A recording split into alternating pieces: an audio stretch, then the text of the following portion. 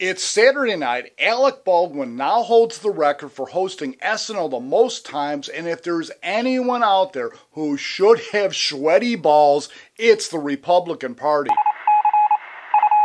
As I predicted earlier this week, SNL found it irresistible to open their 37th season on the air with a spoof of the Republican presidential debate, which was held earlier this week. And as I also predicted, Alec Baldwin found the prospect of taking on the role of Texas Governor Rick Perry in that debate equally irresistible, thankfully freeing up Jason Sudakis to play Mitt Romney now and in the future, because that is the guy who I think is almost certain to be challenging President Obama in the fall of 2012. Now, normally at this time in the presidential primary season, we'd be looking to that Florida Republican straw poll, which was held earlier today, to predict who would be the likely winner of the GOP nomination. But with former Godfather pizza CEO Herman Cain coming in at first place, winning twice the number of votes of the second and third place candidates, Rick Perry and Mitt Romney, I think we'd be far better served to look at who the winners and losers were in the SNL Parody debate. Now, Newt Gingrich has been on the airways recently complaining about the media not taking his candidacy seriously,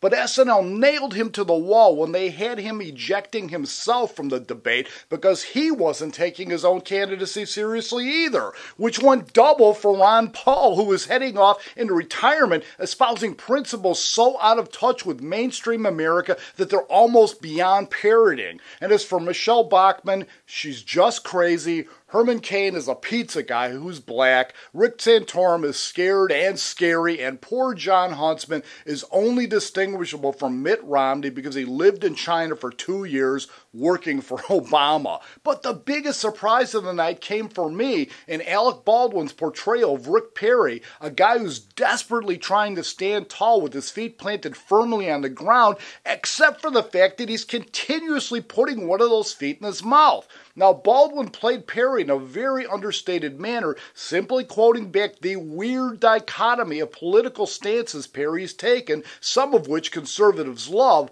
while others result in the kind of booing they normally reserve for active duty gay servicemen. No, as in the case of Sarah Palin last time around, the writers of SNL have proven again that there are no more funny or dangerous words which they can put into the mouths of politicians with delusions of grandeur than the ones which come out of their own mouths, which is why Mitt Romney, a guy who rarely says anything which hasn't been approved by a conservative focus group, is going to be such a challenge for them. And those Scweddy Balls I referred to earlier have everything to do with the fact that Americans send the guy to the White House with the most charisma, the most sincerity, and the one who most seems to know what he believes in without hiring a pollster. Now, does that sound like anyone you folks know?